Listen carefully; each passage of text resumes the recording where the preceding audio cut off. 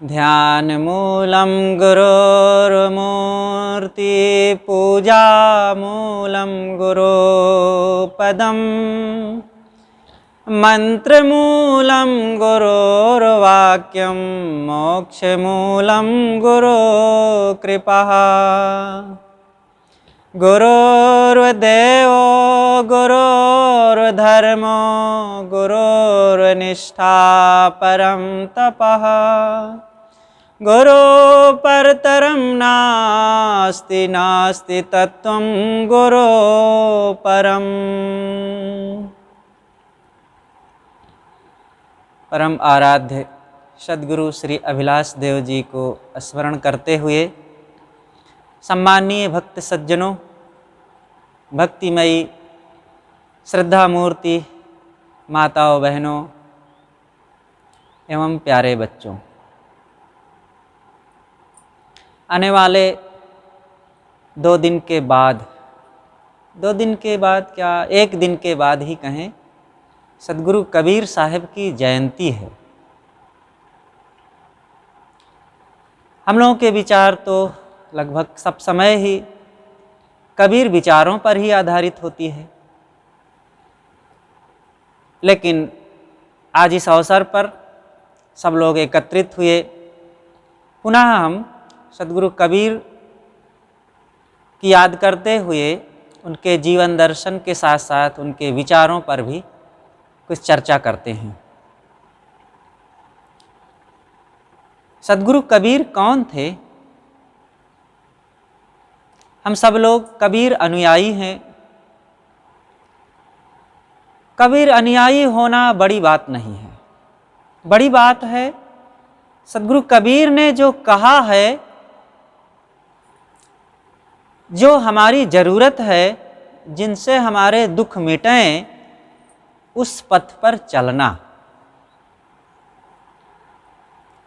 साहब ने तो बहुत कुछ कहा हो, लेकिन हम उनकी जयकार भर करते रहें और अपने को उनका अनुयायी भी कहते रहें, लेकिन अपने जीवन में वैसा कर्म न करें, अब वैसा जीवन न बनावें, तो फिर कबीर अनुयायी कहलाने से कोई फायदा नहीं हुआ।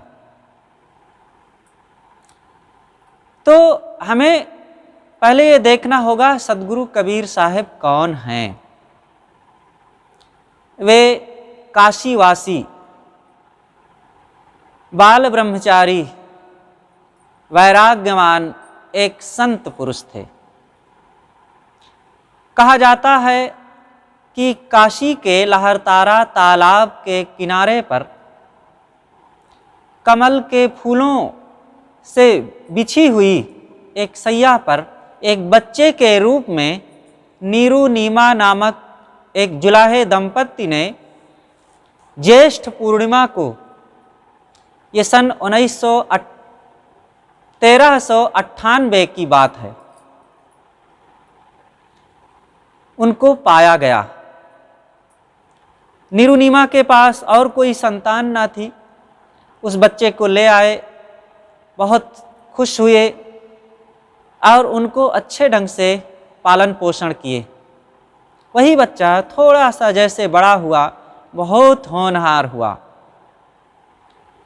बहुत ही प्रतिभावान, बहुत ही विचारवान, और जैसे ही थोड़ा सा और बड़े हुए, अब ज्ञान, बोध, वैराग्य, साधना, भक्ति, सत्संग की बातों में और ऐसी साधना में बहुत आगे बढ़ गए। इस प्रकार उनका बचपना बीता और जैसे जैसे उनकी उम्र बढ़ती गई, तैसे तैसे समाज में, देश में और देश के बाहर भी उनका प्रचार बढ़ता गया और लोग उनसे जुड़ते गए। सभी वर्ग के लोग उनसे जुड़े, ब्राह्मण, क्षत्रिय, वैश्य, शूद्र जिन्हें कहते हैं लोक भाषा में, सभी वर्गों के लोग उनसे जुड़े और सब ने सद्गुरु कबीर साहब को स्वीकारा और सबको कबीर साहब ने प्यार दिया और सबको फटकारा भी। किसी के लिए उन्होंने मुलाहिजा नहीं किया, किसी के पक्ष की बात नहीं कही, बल्कि सत्य की बात उन्होंने कही।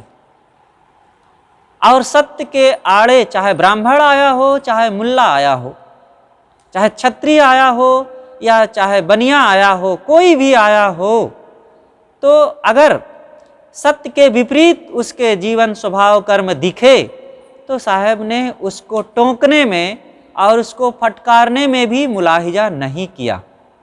यही सदगुरु कबीर साहब की खूबी थी और इसी विशेषता के आधार पर सबने उनको अपनाया, किसी एक ने नहीं, सब ने। जब वे एक की बात कहते, एक के पक्ष में चिपके होते, तब एक खुश हो जाता, लेकिन अन्य लोग उनसे दूर होते। लेकिन सबने देखा, क्या हिंदू, क्या मुसलमान, क्या सिख, क्या ईसाई, सिख तो उस समय थे ही नहीं, लेकिन जो जो लोग थे सभी मत पंथ वाले, चाहे शैव हों चाहे वैष्णव हों, सब ने उनको अपनाया। इस प्रकार सदगुरु कबीर एक महान क्रांतिकारी महापुरुष सिद्ध हुए और उनकी वाणियाँ सबके लिए बड़ी कल्याणकारी रही। उन्होंने समस्त भ्रांति एवं अंधविश्वासों को छिलके की तरह उतार करके फेंकने का प्रयास किया। भ्रांतियां कभी भी मनुष्य का कल्याण नहीं करती हैं, कोई भी भ्रांति हो। इसलिए हर नर नारी को, हर इंसान को भ्रांतियों से, भ्रम एवं अंधविश्वासों से ऊपर उठने का काम करना चाहिए। वो अंधविश्वास क्या हैं? बहुत सारे हैं, जैसे कि भूत प्रेत।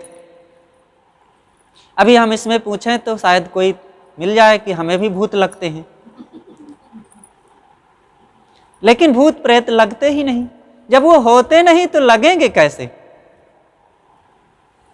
बिल्कुल मिथ्या धारणा है, मान्यता है, लोगों का भ्रम है। अब कोई कहे कि मैं जा रहा था, रास्ते में एक खरगोश मिला और उसने अपनी सींग से मुझे जोर से मारा और मेरे पैर में चोट लग गई। तो खरगोश की सींग से कितना चोट लग सकती है? जब उसकी सींग ही नहीं होती है तो चोट कैसे लगेगी? इसी प्रकार कोई कहता है कि मुझे भूत ने पकड़ लिया। जब भूत होता ही नहीं तो वो पकड़ेगा क्या? जैसे कोई कहे कि मैं रास्ते में जा रहा था और एक बंध्या स्त्री के पुत्र ने मुझे एक डंडा मार दिया और मेरे सर में चोट लग गई। तो ऐसी चोट होती है ना? जब किसी बंध्या स्त्री को बच्चा ही नहीं तो चोट कहाँ से मारेगा? बस ऐसे ही भूत प्रेत की बात है। इसलिए इन सारे भ्रमों को छोड़ देना चाहिए। केवल लोगों के जुबान में ये बातें चलती हैं, हकीकत में नहीं होती है। भूत प्रेत अगर होते तो सबको मिलते, और आपको मिलते, हमको मिलते, ज्ञानियों को मिलते, अज्ञानियों को मिलते, शिक्षितों को मिलते, अशिक्षितों को, शहरी और देहाती सबको मिलते। लेकिन कुछ लोगों को मिलते हैं, कुछ लोगों को नहीं। इसका क्या कारण है? चींटी सबको दिखती है ना, मच्छर भी सबको दिखते हैं, कीड़े मकोड़े भी सबको दिखते हैं। किसी को दिखे किसी को ना दिखे ऐसा तो नहीं होता। और बंदर, गाय, बैल, हाथी, घोड़े सबको दिखते हैं, किसी को दिखे किसी को ना दिखे ऐसा नहीं होता है। अब फिर भूत प्रेत कैसे होते हैं जो सबको नहीं दिखते हैं? तो कुछ लोग कहते हैं वे रात में दिखते हैं, दिन में नहीं। जब वे रात में रहते हैं तो दिन में कहाँ चले जाते हैं? नहीं सहज दिखते हैं तो बिलों में मिलना चाहिए, घोंसलों में मिलना चाहिए, पेड़ों पर मिलना चाहिए, पहाड़ों पर मिलना चाहिए, पानी में मिलना, कहीं तो मिलना चाहिए। जैसे यहाँ कहे कि यहाँ मछली नहीं दिखती है, फिर भी मछली होती है। अरे यहाँ नहीं होती तो पानी में होती है, जहाँ होती है वहाँ मिलना चाहिए, वहाँ भी तो नहीं कहीं दिखती है। वस्तुतः जिनके दिलों में रात है उनको दिखेगी, जिनके दिल में दिन है उनको नहीं दिखेगी। यहाँ रात का मतलब अंधेरा, अंधेरे का मतलब अज्ञान। जिनके मन मस्तिष्क में अज्ञान भरा हुआ है, अंधविश्वास भरा हुआ है, अंधेरा छाया हुआ है, उनको भूत प्रेत दिखेंगे। और जिनको प्रकाश है, दिन है, जो ज्ञान सत्संग और संतों के विवेक विचार में विहरण करते हैं, उनको भूत प्रेत कैसे दिखेंगे? जो होते नहीं तो दिखेंगे नहीं। आप कह देंगे कि साहब नहीं, अनेक घटनाएं घटी हैं, तो घटना तो हम भी बता सकते हैं जो झूठी घटनाएं हैं। एक सज्जन थे, उन्होंने कहा कि भूत प्रेत होते हैं, तो दूसरे ने कहा नहीं होते हैं।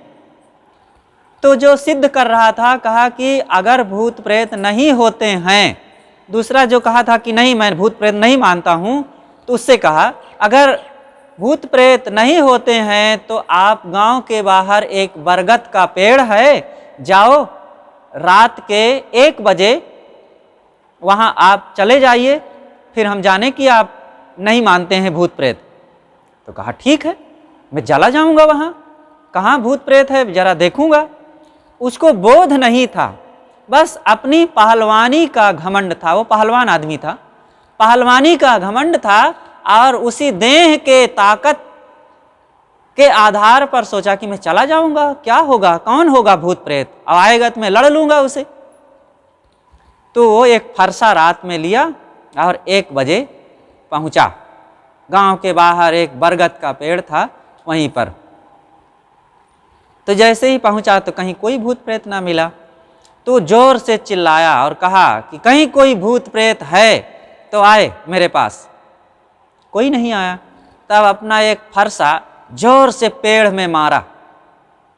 जब पेड़ में मारा तो जोर से फड़फड़ाने की आवाज़ आई। तब उसे लगा कि भूत ही है ये फड़फड़ा रहा है, एकदम डर गया और पूरा दिल दिमाग उसका अब सनसनाने लगा, भागा जोर से। और रात में अंधेरा था ही, चांदनी का प्रकाश था थोड़ा थोड़ा। और जैसे ही आगे बढ़ा थोड़ी दूर पर देखा कि एक भैंसा खड़ा हुआ है। अब सोचा कि अब ये भैंसा बन करके आ गया, तो जोर से उधर फरसा मारा, भागा गांव में। और जाते ही घर के सामने गिर पड़ा और बस चिल्लाने लगा, मैं गांव के बाहर का भूत हूँ, मैं गांव के बाहर का भूत हूँ। ऐसा बस वो कुछ का कुछ बोलने लग गया।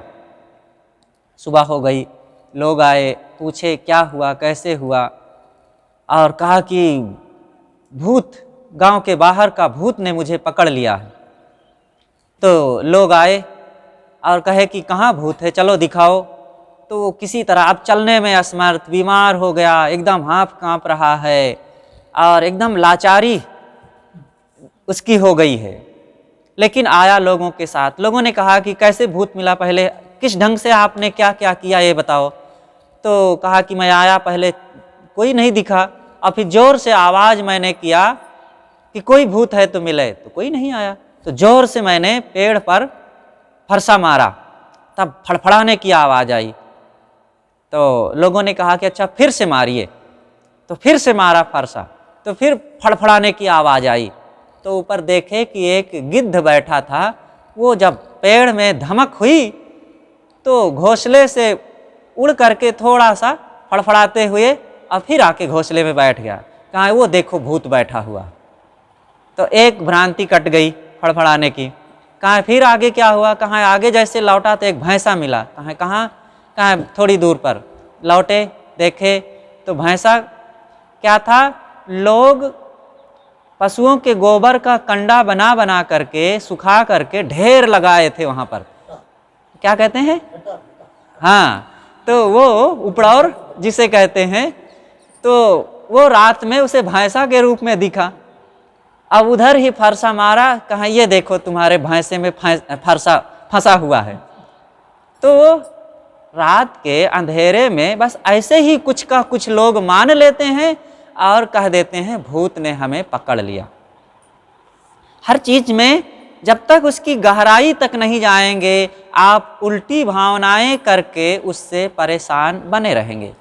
इसलिए हर चीज़ को समझदारी से ग्रहण करना चाहिए, नहीं तो आदमी कुछ का कुछ मान लेता है और उसी से परेशान हो जाता है। जैसे ये व्यक्ति, ना भूत था ना भैंसा था और ना कोई मिला, लेकिन अब बोध न होने से अब कुछ का कुछ मान लिया और घबरा गया, और इसी भय घबराहट में आदमी की उल्टी टट्टी हो जाती है और बुखार आ जाता है और कुछ का कुछ बकने लग जाता है और कई दिनों तक बीमार रहता है और मानसिक रोगी तो हो ही जाता है। भूत प्रेत मानने वाले सब के सब मानसिक रोगी तो होते ही हैं। इसलिए ये पूरी की पूरी भ्रांति है। एक दूसरी घटना है, एक व्यक्ति था, वो बाजार से शाम को लौट रहा था। रास्ते में एक छोटी सी नदी पड़ती थी, उसकी रेतीली भूमि थी, रेत थे, और लोगों की ये कल्पना थी कि शाम को अंधेरा होते ही इधर भूत आता जाता है। अब वो याद किया कि अंधेरा हो रहा है, कहीं भूत से मुलाकात हो ना जाए। अब बस वो जल्दी जल्दी चलने लगा, और जल्दी जल्दी जब चलने लगा तो उसके पीठ पर उसे महसूस हुआ कि थोड़ा थोड़ा कोई बालू फेंक रहा है। तो मुड़ के देखा तो कोई नहीं, फिर चलने लगा। अब उसके मन में हो गया कि भूत ही है, वो दिखता नहीं है लेकिन मेरे ऊपर बालू फेंक रहा है। अब दौड़ने लगा तो सिर तक फेंकने लगा उसके, एकदम परेशान हो गया और घर में आया और एकदम चिल्लाने लगा, मैं नदी के किनारे का भूत हूँ। स्वयं भूत बन जाते हैं, ऐसा लोग बोलने लगते हैं, मैं नदी के किनारे का भूत हूँ। तो फिर कोई विचारवान जो गांव का था वो लाया, और जब गांव नदी के किनारे पहुँचे, कैसे भूत लग रहा था, तब वो बताया। कहा फिर चलो, तो चले तो उनकी चप्पल से बालू उठ उठ करके पीठ तक जाने लगा था, तेज जब चला तो, और जब दौड़ने लगा तो सिर तक पड़ने लगा। कहा यही है भूत तुम्हारा। इस ढंग से बिना समझे बूझे हर बात की गहराई तक जाओ। ऐसे ही सब ये अंधविश्वास चलते हैं। सदगुरु कबीर साहब कहते हैं, ये भ्रम भूत सकल जग खाया, जिन जिन पूजा तिन जहड़ाया। जिन जिन लोगों ने इन भ्रमों को माना और इन भूत प्रेतों को पूजा, वही इनमें भटक गए। इसलिए पूजा करने के लिए अनेक देवी देवता हैं, उनकी पूजा करो, ये भूत प्रेत के चक्कर में ना पड़ो। अब ये देवी देवता का मतलब कोई ये मत मान लेना कि साहब ने देवी देवता कहा है तो दुर्गा, काली, संतोषी, भैरवी और हनुमान, गणेश या और कोई देवता की बात कहते होंगे। देवी देवता हम लोग भी मानते हैं। देखो यहाँ देवियाँ आगे बैठी हैं, ये सच्ची देवी हैं, जीती जागती। इनके सामने अभी हम नमस्ते प्रणाम करें, बंदगी करें तो ये खुद आशीर्वाद देंगी, और इनसे कुछ मांगे भोजन पानी तो खुद आप लोग तुरंत तैयार करोगे, तुरंत खिलाओगे। और सब पूरे देश में, पूरी दुनिया में ये नारियां नए बच्चों को जन्म दे करके, उनकी परवरिश करके, बड़ा करके समाज का कर्णधार बना देने वाली, उनको प्यार संस्कार देने वाली, डॉक्टर, मास्टर, इंजीनियर, वकील, प्रोफेसर और साधु बनाने वाली ये सच्ची देवियां तो ये हैं, इनकी पूजा करनी चाहिए।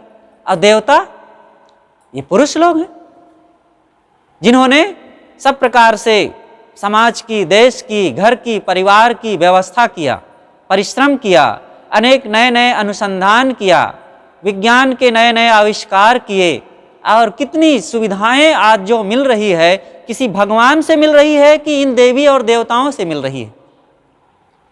मोबाइल किस भगवान ने बनाया? टीवी किस भगवान ने बनाया? ट्रेन और हवाई जहाज किस भगवान ने बनाया? बसें और कार और सैटेलाइट, उपग्रह, अनेक ऐसे जो तमाम वैज्ञानिक चीज़ें हैं, मशीनें हैं, किस भगवान ने आकर के बना करके दिया हमें? अगर ये मनुष्य ना होता तो कोई बनाने वाला ना होता। 33 करोड़ देवता हमारे यहाँ थे, और अभी तक अंग्रेज और मुगल भारत को रौंदते रहे, और कोई देवता काम न आया। लेकिन जब देश के वीर सपूतों ने उठाया बंदूक और डंडा सोटा और फिर आत्मविश्वास अपना जगाया तो इनको निकाल के बाहर फेंक दिया। इसी प्रकार हमें खुद अपनी शक्ति को पहचानना होगा। हम दूसरों के इन जड़ पिंडियों के सहारे भटकते रहेंगे तो हम खुद जड़ बन जाएंगे। आज के मानव की यही दशा हुई है। पत्थर पूजते पूजते उसका दिल भी पत्थर हो गया है, सोचने विचारने की क्षमता से रहित हो गया। और प्रेम, प्रसन्नता, सद्भाव, शांति, दया, क्षमा से शून्य हो गया है। इसलिए घर घर में कलह हो रहा, घर घर में चीजों को महत्व दिया जाता है, लोगों को नहीं। यही नहीं होना चाहिए। हम दिल वाले बने, दिल रहित होते जा रहे हैं। इसीलिए पति पत्नी में खटास आ रही है, भाई भाई में कड़वाहट हो रही है, पिता पुत्र बात नहीं कर रहे हैं, देवरान जेठान मुंह फुलाए रहते हैं, सास बहू तो एक दूसरे को देख करके गुर्राने लगते हैं, और जिधर देखो उधर लोगों में कलह, तनाव, विवाद, अशांति, झगड़ा। क्यों ऐसा होता है? जिस देवी देवता को भोजन चाहिए उसको भोजन नहीं मिलता है, और जो देवी देवता खाता नहीं उसको हम खिलाते हैं। पत्थर के देवता, पत्थर की देवियां, कागज की देवी, उसके मुख में जाकर के लड्डू ठूंसते हैं और एक कण भी अंदर नहीं, मुख खोलता ही नहीं हो, और खिलाते हैं लोग। एक बार सन 1994 की बात होगी या 95, 94 है ऐसा लगता है, गणेश जी को लोगों ने दूध पिला दिया था। और भी किसी को पुराने लोग जानते होंगे, पूरे देश में गणेश जी को दूध पिलाया गया था और ये एक ही दिन पिलाए थे। अगर 1-2 महीना पिलाते तो गणेश जी चलने फिरने लगते, अब आज होते अभी, लेकिन बस एक ही दिन पिला करके फिर ठंडे हो गए। यही है भ्रांति। पत्थर कहीं दूध पीता है? एक एक चम्मच पिलाए, उसमें मुख में टेढ़ा करते करते बह गया पेट से होते हुए, कहते हैं पी लिए। ये धर्म के नाम पर कितने कितने अज्ञान पलते हैं, अंधविश्वास चलते हैं, और आदमी उसी अंधेरी कोठरी में सोता रहता है और माने रहता है मैं बड़ा धर्म कर रहा हूं।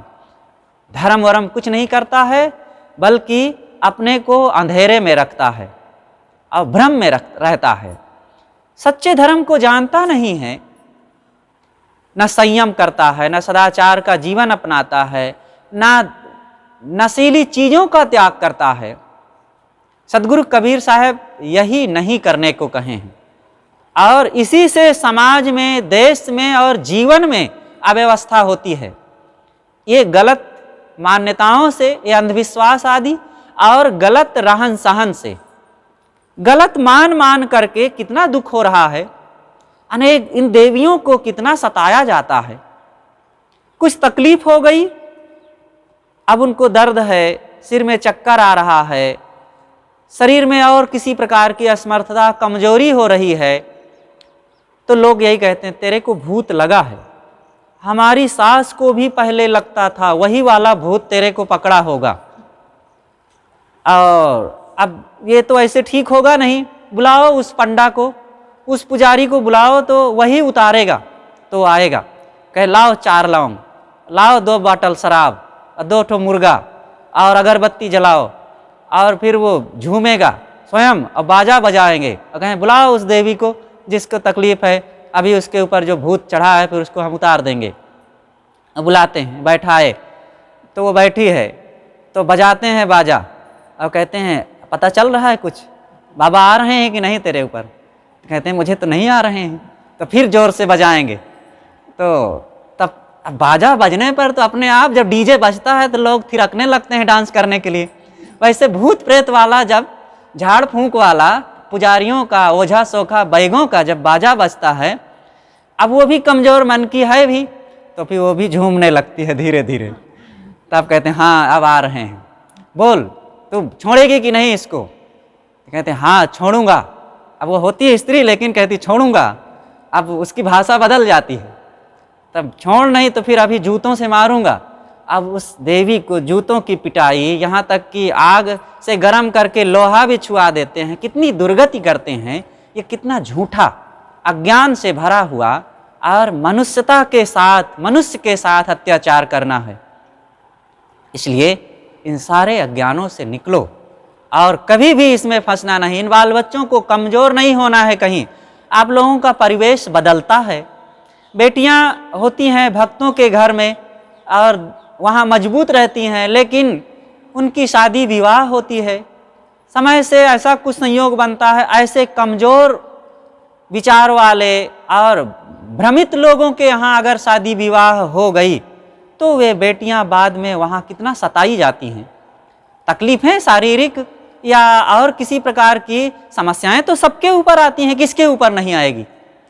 लेकिन अब उसको कुछ का कुछ मान करके फिर उनको सताना और फिर वे स्वयं कमज़ोर हो जाना कितनी बड़ी कमजोरी है। इसलिए इन चीज़ों से बिल्कुल निकलना चाहिए बाहर।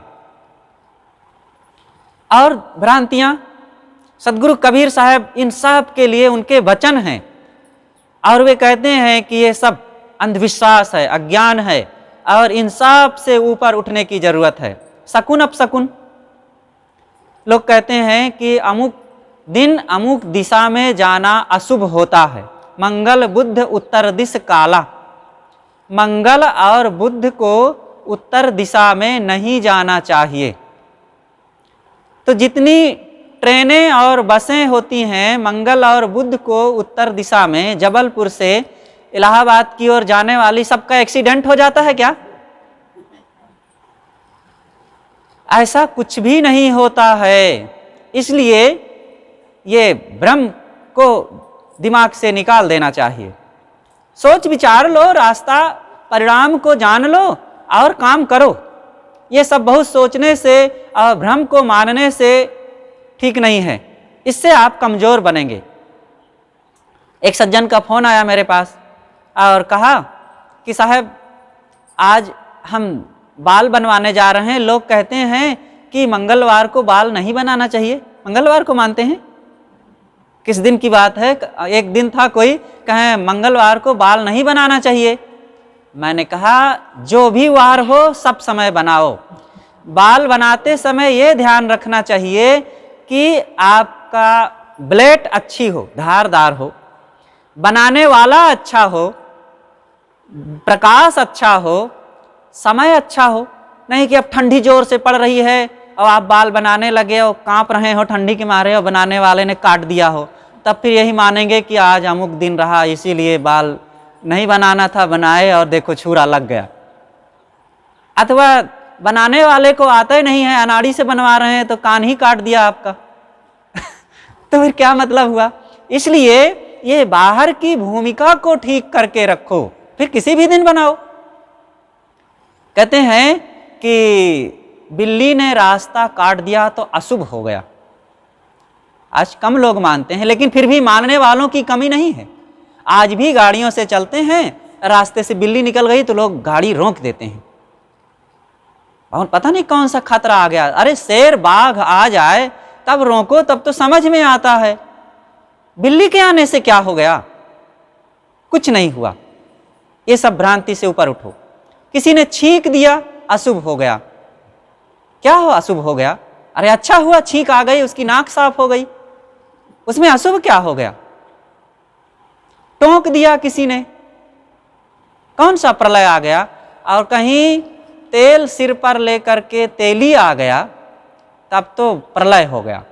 पता नहीं तेलियों ने क्या बिगाड़ा है, उनको बहुत बदनाम किया है लोगों ने। और ये देखो ये सब भ्रम ही है। पान, बीड़ी, सिगरेट, शराब आदि ये सब केवल व्यर्थ की मान्यताएं हैं। इन समस्त मान्यताओं को छोड़ देना चाहिए। ये शराब कितना दुष्प्रभाव फैलाया है। इसलिए इन नशीली चीज़ों का त्याग होना चाहिए। खान पान में भी सुधार होना चाहिए। अंडा, मांस, मछली आदि का त्याग करें। खान पान की पवित्रता, हर इंसान को अपने रहन सहन खान पान में सावधानियां रखना चाहिए। सदगुरु कबीर साहब कहते हैं कि इन सारे आडंबरों से ऊपर उठें। जाको सदगुरु ना मिला व्याकुल दंव दिस धाय, आँख न सूझे बावरा घर जरे घूर बुताए। एक सदगुरु के अभाव में, गुरु ज्ञान से दूर हो करके ही आदमी दर दर की ठोकरें खाता है। लोग गुरु मान करके भक्ति तो सब करते हैं, लेकिन भक्ति के नाम पर अंधभक्ति बहुत चलती है। सच्ची भक्ति करना चाहिए, भक्ति की आवश्यकता है। सदगुरु कबीर साहब कहते हैं, भक्ति प्यारी राम की जैसी प्यारी आग, सारा पट्टन जरिमुआ बहुरी ले आवे मांग।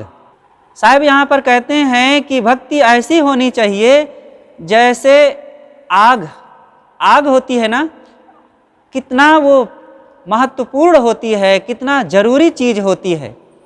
जिस आग से घर जल गया, चीजें जल गई, खाने पीने की सामग्री जल गई, इतना आग लग गई, लेकिन आग लगने के बाद भी जब भोजन बनाने का समय हुआ तो फिर उस आग को लोग मांगते हैं, और अपने घर में नहीं है तो दूसरे के घर से मांग करके ले आते हैं कि बहन दे दो और हमें भोजन बनाना है। क्यों लाते हैं आग को? उस आग से घर जल गया है, चीजें जल गई, यहाँ तक कि बाल बच्चे जल गए, पशु जल गए, फिर भी आग को छोड़ते नहीं हैं। ऐसे ही हमारे जीवन में गुरु भक्ति प्रिय होनी चाहिए। गुरु भक्ति में जब सब लोग जुड़े रहेंगे और विवेक पूर्वक, समझदारी पूर्वक उसको अपने जीवन में अपनाएंगे, तो आपके जीवन में सदैव शांति बनी रहेगी। कैसे शांति बनी रहेगी? मैंने अभी जो साखी कहा कि जाको सदगुरु ना मिला व्याकुल दंव दिस धाय, आँख न सूझे बावरा घर जरे घूर बुताए। एक गुरु ज्ञान के अभाव में ही सारे अंधविश्वास पलते हैं। जहां जहां हम भटकते हैं, चाहे वो देवी देवता के नाम पर, भूत प्रेत, ओझा सोखा बैगा के नाम पर, या दुर्व्यसनों के नाम पर, तीर्थ मूर्त के नाम पर, केवल बाह्य भ्रम है। और गुरु ज्ञान के अभाव में ये सब अंधविश्वास पलते हैं हमारे दिमाग में। सदगुरु कहते हैं कि आग लगी है घर में और पानी डालते हैं लोग घूर पर। घर क्या है? दिल रूपी घर में आग लगी है। आप कहाँ रहते हैं? ये घर तो बाहर का घर है, इससे हम बाहर भी निकल जाते हैं। जिसने बनाया है वो भी अपने घर को छोड़ करके कभी बाजार चला जाता है, कभी रिश्तेदारी चला जाता है, कभी खेत चला जाता है। सब लोग ऐसे करते हैं। वो असली घर नहीं है। फिर कौन सा घर है? असली घर है जहां आप रात दिन 24 घंटे पूरी जिंदगी रहते हैं। वह है हमारा दिल, हमारे अंदर, जहां पर जिसका एहसास रात दिन हम करते हैं। हम बाजार में जाएं, खेत में जाएं, ऑफिस में जाएं, दुकान में जाएं, और हवाई जहाज पर रहें, ट्रेन में रहें, कहीं भी रहें, लेकिन अपने मन को क्या हम छोड़ करके कहीं जाते हैं? हमारे साथ रहता है। और हमारे मन में क्रोध की, काम की, लोभ की, मोह की, भ्रांति की आग लगी हुई है। और पानी कहाँ छोड़ना चाहिए? जहां आग लगी है वहां पानी नहीं छोड़ते हैं, पानी छोड़ते हैं घूर पर। घूर क्या है? तमाम जड़ पूजन ही घूर है। अब मन की शांति के लिए जाकर के बरगद के पेड़ में पानी छोड़ रहे हैं। आज जाकर के देख लो कितने पेड़ों को इतने सूत से बांधे हैं कि शायद एक साड़ी बन जाएगी उसमें। पेड़ों में सूत लपेटे हुए हैं। वहां पर अरे पेड़ में पानी छोड़ना अच्छी बात है, लेकिन उस पेड़ में छोड़ो जिसकी जरूरत है। और वो पेड़ वैसे ही 60 साल का हो गया है, आपके एक लोटा पानी छोड़ने से क्या हो जाएगा? और फिर आप उस पेड़ को सींचने के उद्देश्य से नहीं डाल रहे हैं, आप इसलिए डाल रहे हैं कि आपको पुत्र हो जाए, धन मिल जाए, बेटे को नौकरी लग जाए, रोग दूर हो जाए, खेती अच्छी हो जाए, चुनाव में जीत जाएं। ये सारी बातों की कामना है, और ये कामना रख करके आप ये जब सब करेंगे टंट घंट, तो केवल ये भ्रांति ही तो है ना। इसलिए कहीं भी जाओ, ये सब पुरोहितों द्वारा फैलाया गया जाल है, आपके दिल दिमाग को उलझाया गया है, कहीं बोध ना होने पावे, सच्चा ज्ञान ना मिलने पावे आपको। नहीं तो आप उन कर्मकांडी गुरुओं को, पुरोहितों को और उलझाने वालों को छोड़ देंगे तो उनको फायदा नहीं होगा। सच्चे गुरु की जरूरत है जो विवेक का सही रास्ता बतावे, और वे सच्चे गुरु हैं वीतराग संत, जो माया मोह के त्यागी हैं, सदाचारी हैं, ब्रह्मचारी हैं और साधना परायण हैं, मन इंद्रियों को जीते हुए हैं। ऐसे वीतराग संतों की शरण में जाने की जरूरत है। सदगुरु कबीर ने उन्हीं के लिए कहा है, कहें कबीर भगवंत भज नर। ऐसे भगवत स्वरूप संत की सेवा करो, भजन करो, उनके पास जाने से आपका कल्याण होगा। वही भगवान है, भगवान अलग कहीं बाहर नहीं है। आज लोग भगवान मनुष्यों में नहीं देखते हैं, प्राणियों में नहीं देखते हैं। जहाँ पर कुछ मिलना नहीं वहाँ भगवान मानते हैं। एक बार एक संत के पास एक सज्जन गए और कहा कि महाराज भगवान के दर्शन कब होंगे? संत ने कहा, अरे रोज दर्शन होते हैं, तुम कैसे कहते हो कब होंगे? जाओ सुबह ही, तुम्हें कल ही दर्शन होंगे। तो आया तो सोचा कि शायद महाराज जी प्रेरणा किए हों तो आज आएंगे भगवान दर्शन देने। तो बड़ी आशा के साथ शाम को 10 बजे रात में सोया और सोचा कि भगवान आएंगे जरूर। रात में 1 बजे खट खट की आवाज़ आई। उसने सोचा कि भगवान आ गए। दरवाज़ा जाकर के खोला तो देखा कि कोई नहीं। वो सिटकिनी हवा के झोंके से दरवाजे की सिटकिनी खट खट कर रही थी और देखा तो फिर लौट आया। करीब 3:30 बजे रहे होंगे। अब की बार फिर से साफ खट खट की आवाज़ आई। वो व्यक्ति गया, दरवाज़ा खोला, देखा तो एक भैंसा दरवाजे में अपनी सींग रगड़ रहा है। ऐसे दरवाज़ा हिल रहा था तो वो उठाया डंडा, 4 डंडा भैंसे को लगाया और कहा कि महाराज जी भी क्या भगवान आएंगे भगवान आएंगे कहा करके हमारी रात भर की नींद खराब कर दिए, और कोई भगवान भगवान नहीं आया। और जल्दी से नहाया धोया और संत के पास गया। पास की कुटिया थी, संत के पास गया और कहा महाराज आप कहे कि भगवान आएंगे, कोई भगवान भगवान नहीं आया, रात भर हमारी नींद खराब हुई। कहे कैसे नहीं आए? आए जरूर होंगे। कहे नहीं कोई भगवान है। कहे रात कैसे बीती? मैं रात में सोया तो 1 बजे तो खट खट की आवाज़ आई, देखा तो कोई ना मिला, हवा के झोंके से सिटकिनी बज रही थी। 3:30 बजे उठा, देखा आवाज़ आ रही थी तो कि एक भैंसा खड़ा है, वो सींग से रगड़ रहा था दरवाजे में। तो भगवान तो नहीं आया, भैंसा आया। महाराज उसको 4 डंडे मार के भगा दिया। कहा अरे तेरे को भगवान अगर भैंसे में नहीं दिखेगा तो तू कहाँ भगवान पाएगा? इन प्राणियों में भगवान है। प्राणियों को तो आप दुख देते हैं, बकरी, मुर्गी, गाय, भैंसा और जो भी जानवर हैं, चींटी से हाथी तक, ये सब भगवान हैं। इन्हीं में आत्मा बसती है, इसी में चेतन जीव रहता है, और इनको आप दुख देंगे।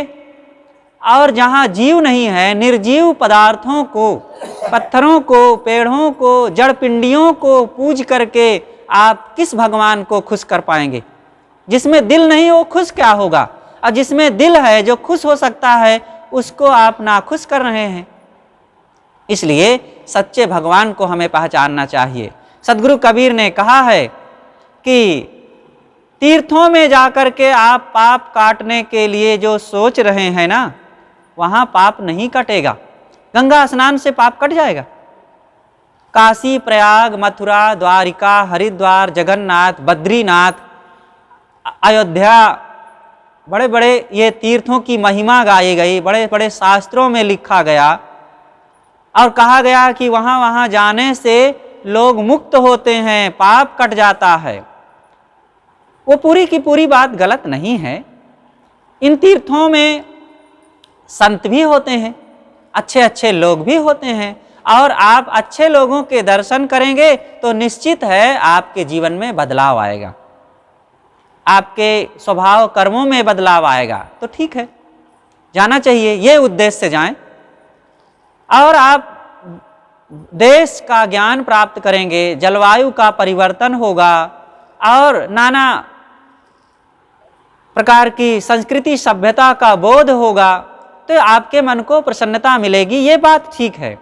लेकिन आप पाप काटने के लिए केवल जा रहे हैं और गंगा स्नान करने, तो ये केवल भ्रम है। एक घर में बेटे की शादी हुई, शादी हुए बेटे के 10 साल बीत गए, अब बेटा ना हुआ, मतलब बहू को बच्चा ना हुआ अब तक। तो बड़ी सबकी ख्वाहिश थी कि इतने दिन बीत गए अभी तक बाल गोपाल नहीं आए। हमारे देश की तो यही तो विडंबना है, शादी हो दूसरे साल कुछ पता ना चले तो कहते हैं कुछ पता ही नहीं चल रहा। तो 10 साल बीत गए। सासू जो थी घर की वृद्धा, वो बहुत देवताओं को मनाए आई, गणेश जी को, हनुमान जी को, ब्रह्मा जी को, शिव जी को, विष्णु जी को और मैहर वाली को, कौन कौन वाली को, सबको मनाए आई कि हे देवी, हे देवताओं, हमारे पोता अगर आ जाएगा तो मैं तुम्हारे नाम से अपने पोते को जरूर 2 डुबकी गंगा में लगवाऊंगा और गंगा मैया में जा कर के स्नान कराऊंगा। ऐसा कुछ संयोग हुआ कि 10 साल बाद एक पोता पैदा हुआ। बहुत खुश हुए सब लोग घर में।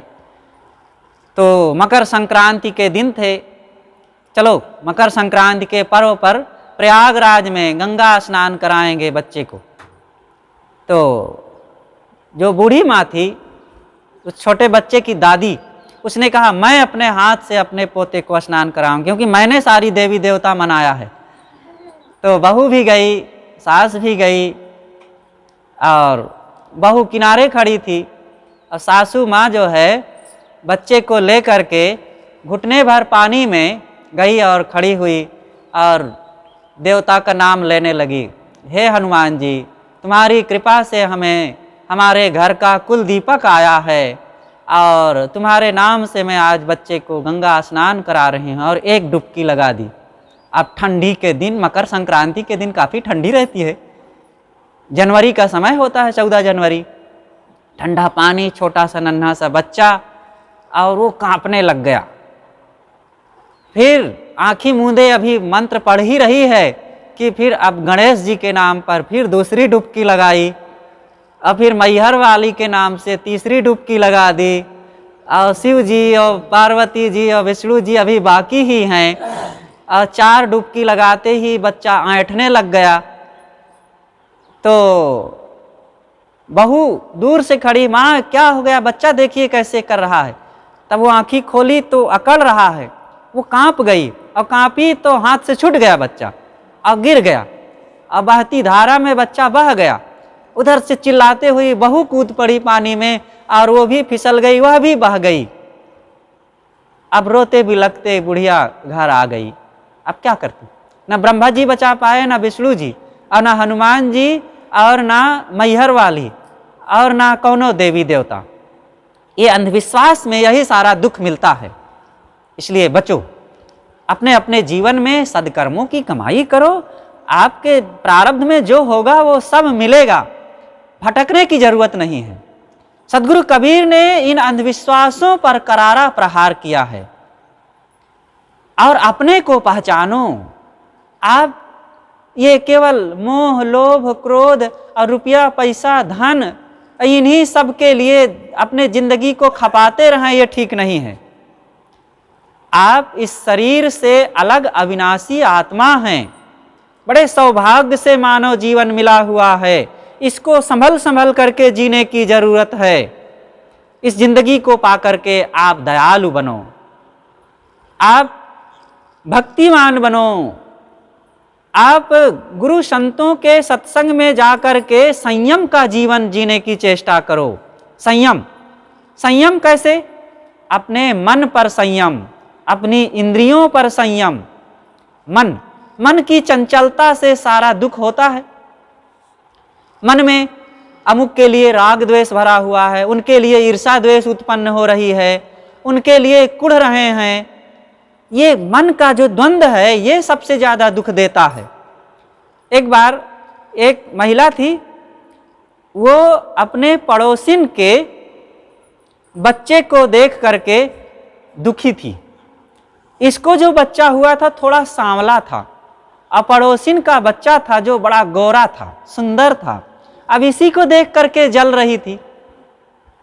तो क्या कि रात में चुपके से एक दिन वो उसका बच्चा सो रहा था, गई और अपने बच्चे को वहां धर आई और उसके बच्चे को उठा लाई, बदल ली। अब वो जो आई जिसका बच्चा गोरा था, देखी तो ये तो मेरा बच्चा नहीं है, और फिर पता लगाई तो वहां है मेरा बच्चा। तो फिर वो उससे कही, वो नहीं मानी। अंततः राजा के पास फरियाद की कि मेरे बच्चे को ये चुरा लाई है। तो कहती नहीं हुजूर मेरा बच्चा है ये। वो कहता नहीं हुजूर मेरा बच्चा है। अब राजा भी परेशान, कैसे न्याय करे? राजा इसमें क्या न्याय कर सकता है? तो बीरबल को बुलाया गया। अकबर बादशाह ने बीरबल को बुलाया कि बीरबल तुम ही कुछ उपाय करो, देखो ये दो महिलाएं रो रही हैं और झगड़ रही हैं आपस में।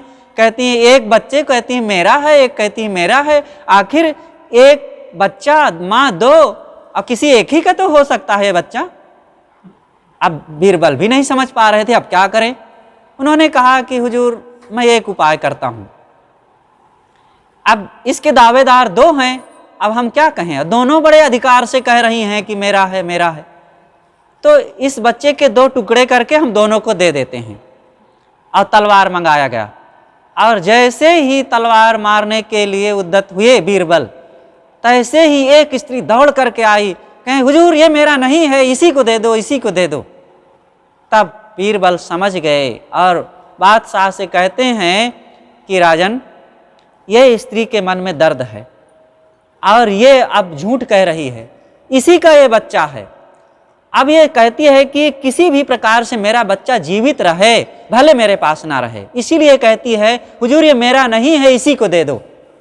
सचमुच उसी का बच्चा था, लेकिन अब देखी कि ये मेरे सामने इस बच्चे को काटने जा रहे हैं, तो ये तो नहीं देख पाएगी, भले उसके पास ना रहे बच्चा, लेकिन अपने बच्चे को किसी के द्वारा मारा जाना तो नहीं देख पाएगी। तब बीरबल ने कहा कि हुजूर इसी स्त्री का बच्चा है, इसको दे दो। अब इस प्रकार से ईर्ष्या की भावना, ऐसे सब चीज़ों को लेकर के हमारे पास थोड़ा सा घर है, थोड़ा सा पैसा है, उस पैसे को लेकर के हम प्रसन्नता की जिंदगी नहीं जीते। दूसरे के पास ज़्यादा हो गया है थोड़ा, अब इस बात को लेकर के रात दिन परेशान रहते हैं, उसके क्यों हो गया, ये ईर्ष्या की भावना है। ये सबको मन से निकालना चाहिए। कभी ना ऐसा सोचें, उदार बने, मन को हल्का रखें। अपने को सुखी बनाने की यही युक्ति है, नहीं तो कभी सुखी नहीं हो पाएंगे। और सबको साधना परायण बनना चाहिए, सभी नर नारियों को। आप शरीर से अलग अविनाशी आत्मा है। शरीर तो सबका देखो, पैदा होता है, जवान होता है, धीरे से बूढ़ा हो जाता है, एक दिन खत्म हो जाता है। ये शरीर हाड़ मांस चाम का ढांचा है, और इसमें इच्छाएं, कामनाएं, वासनाएं भरी हुई हैं, चंचल मन है, और तमाम जिंदगी की नाना समस्याएं हैं। और इन्हीं सब को लेकर के हम अपने को देह मान करके रात दिन बिलखते रहें, चिंतित रहें, भयभीत रहें और मेरा तेरा में उलझे रहें, ये ठीक नहीं। गुजर करो, धन कमाओ, परिवार का पोषण करो, लेकिन इससे भी ऊपर उठो। एक दिन यह सब को छोड़ करके दूर चल देना है कि नहीं। आपके देखते देखते आपके गांव में, आपके परिवार में, आपके घर में कितने लोग उठ उठ के चले गए, और जब गए तो उनके साथ कुछ गया, कोई एक व्यक्ति गया, कोई एक चीज गई, नहीं गई ना, हमारे साथ क्या जाएगी।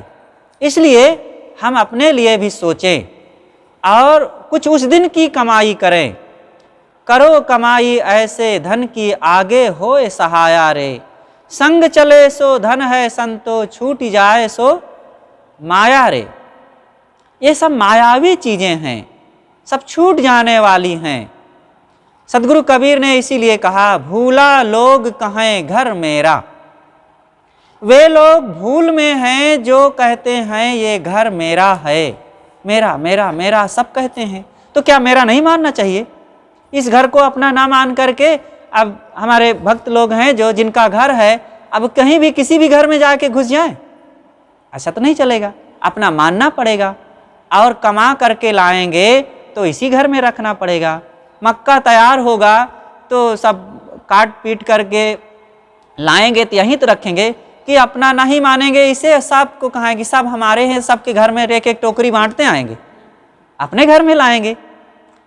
तो फिर कबीर साहब क्यों कहते हैं कि भूला लोग कहें घर मेरा? जो लोग अपना मानते हैं वो भूले हैं। क्या कबीर साहब गलत कहते हैं? गलत नहीं कहते, वे सच कहते हैं। वे यह नहीं कहते हैं कि अपना बिल्कुल मानो ही मत, लेकिन वे यह कहते हैं कि दृढ़ करके ना मानो कि सदा हमको यहीं रहना है, और इसी के मोह में फिर आप रात दिन डूबे रहें और कुछ भक्ति भजन परमार्थ की कमाई ही ना करें। दोनों बातें हैं, व्यवहार को व्यवहार की तरह मानो, लेकिन परमार्थ को भूलो मत। आज हम हैं, है कहो तो है नहीं, नहीं कहा ना जाए। हा नाही के बीच में साहेब रहा समाए।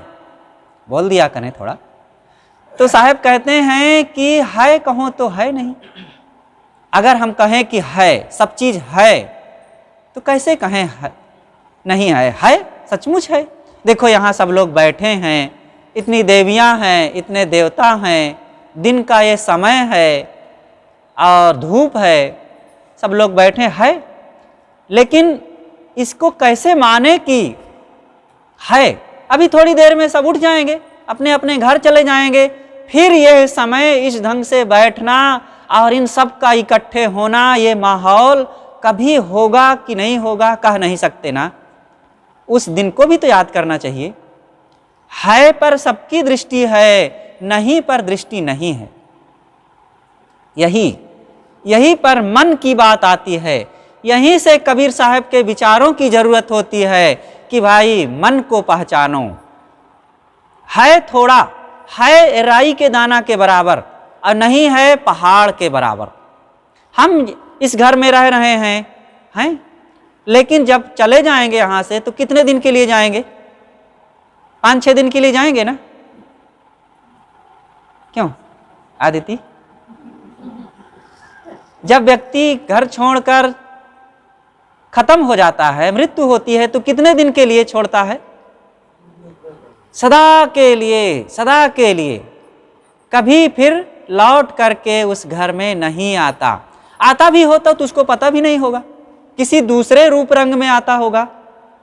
चाहे कुत्ता बन के आवे, चाहे बकरी बन के आवे, चाहे गाय बन के आवे, आएगा भी, अगर आ भी जाए उसको पता ही नहीं रहेगा कि ये मेरा पहले का घर है। इसलिए हम आज हैं, जितने दिन के लिए हैं, थोड़े दिन के लिए, तो यहाँ पर बिना मोह किए, बिना विवाद किए, बिना कलह किए, प्रेम से हंस बोल के रहें। भाई भाई में, पिता पुत्र में, पति पत्नी में, सास बहू में हंस बोल करके शांति प्रसन्नता के साथ मानवता की जिंदगी जीना चाहिए। एक घर में 3 सदस्य थे, बूढ़ा बूढ़ी और उनकी बहू। बेटा बाहर कहीं काम करता था। तो जो बूढ़े थे वे बाजार गए और बाजार से 1 टीना देसी घी लाए। समय आने वाले थोड़े समय में ही कुछ कार्यक्रम था, तो घी की ज़रूरत थी, तो घी लाए। और जैसे ही घी लाए, रिक्शा से उतारे, दरवाजे पर रखे, तो उनकी जो वृद्धा मलकिन थी वो आई और टीना को उठाने लगी अंदर ले जाने के लिए, तब तक बहू आ गई। वो दौड़ करके अपनी सास के हाथ से छीन लिया और कहा कि माँ, ये सब काम मुझे आप बताया करिए, ये आप जिंदगी भर करती रही इस घर को बनाने सजाने में, और आज भी आप कर रही हैं, अभी मेरा समय है, मुझे बताया करिए। ऐसा कहा करके वो सास के हाथ से टीना लेने लगी। तो सास कहती, अरे बेटी, अभी तेरे को बहुत समय इस घर को सजाना संवारना है, करना है, अभी तेरा खाने खेलने का समय है और मुझे करने दे। लेकिन बहू मानी नहीं, सास के हाथ से घी का टीना छीन लिया और ले करके चलने लगी अंदर रखने के लिए। और जैसे आगे बढ़ी, दरवाजा की चौखट में टकराया टीना और धड़ाम से गिरा और फट गया। फट गया तो देसी घी, गर्मी का दिन पिघला हुआ था, सब जमीन में फैल गया। अब वो घबरा गई, इतना महंगा कीमती घी खराब हो गया। तो सास आती है दौड़ करके और बहू को संभालते हुए उठाती है और कहती, बेटी तुझे चोट तो नहीं लगी? कहे, नहीं माँ, चोट तो नहीं लगी, लेकिन मेरी भूल से इतना कीमती घी खराब हो गया। उन्होंने कहा, हो जाने दे खराब, अरे घी खराब हो गया फिर आ जाएगा, लेकिन मुझे तो खुशी इस बात की है कि तुझे चोट नहीं लगी। अगर तुझे कुछ हो गया होता तो मैं लोगों से क्या अपना मुख दिखाती? लोग यही कहते हैं कि नई नई बहू आई और आते ही काम में नाद दी और मार डाली उसे। लेकिन मुझे बड़ी खुशी है कि तुझे कुछ नहीं हुआ। बात बीत गई और 2 साल बीत गए। 2 साल के बाद उस बूढ़ी को तबीयत खराब हुई और इतना तबीयत बिगड़ गई कि अब बिस्तर पर ही वो रहने लग गई। अब बहू बड़ी तल्लीनता से सास की सेवा कर रही थी, यहाँ तक कि अपने हाथ से उसके थूक खखार को साफ करना और उसके कपड़े को धोना, स्नान कराना, भोजन कराना, उसकी लार को पोंछना सब कर रही थी, बड़ी प्रसन्नता से कर रही थी। काफ़ी दिन बीतने के बाद उस बहू की अपनी माँ आई, सोची कि मेरी समधिन बीमार है, चलूँ उससे मिल आऊँ।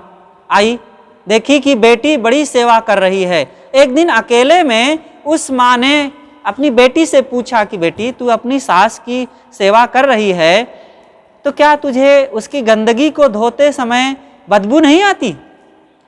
तो उसकी बेटी ने जो जवाब दिया कितना महत्वपूर्ण था। उसने कहा, माँ, मुझे बदबू नहीं आती है, मुझे जब मैं अपनी सास की सेवा करती हूँ तो घी की सुगंध आती है। घी की सुगंध? अरे उस थूक खखार और मलमूत्र की सफाई करने में तुझे घी की सुगंध कैसे आती है? कैसी बात कर रही है? कहे, माँ, क्या मैं उस दिन को भूल जाऊं? यही मेरी सास थी जब 15 किलो घी से भरा हुआ टीना मेरे हाथ से गिरा और मेरी इसी सास ने कहा था कि बेटी तुझे चोट नहीं लगी, मुझे खुशी इस बात की है, हो जाने दे घी खराब। और घी को ध्यान न दे करके उन्होंने मेरे महत्व को समझा और मुझे संभाला।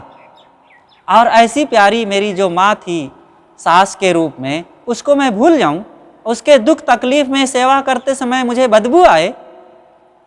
तब उसकी माँ को भी बड़ा आनंद आया, बहुत खुश हुई कि वाह, मेरी बेटी को मैंने जो संस्कार दिया आज मुझे उस संस्कार पर गर्व हो रहा है। तो हमारे घर में, परिवार में ऐसा माहौल होना चाहिए जहाँ जो रहें, एक दूसरे का सम्मान, एक दूसरे का आदर, एक दूसरे के प्रति प्रेम की भावना पनपना चाहिए। यही है समझदारी, यही है इंसानियत। तो सद्गुरु कबीर यही सीख देते हैं और यही बताते हैं कि मनुष्य मनुष्यता को समझे और ज्ञान विचार को अपना करके, भ्रांतियों को त्याग करके हमें अपने जीवन में सद्गुण सदाचार को पालन करना चाहिए और अपने जीवन को हमें खुशहाल बनाने का काम करना चाहिए।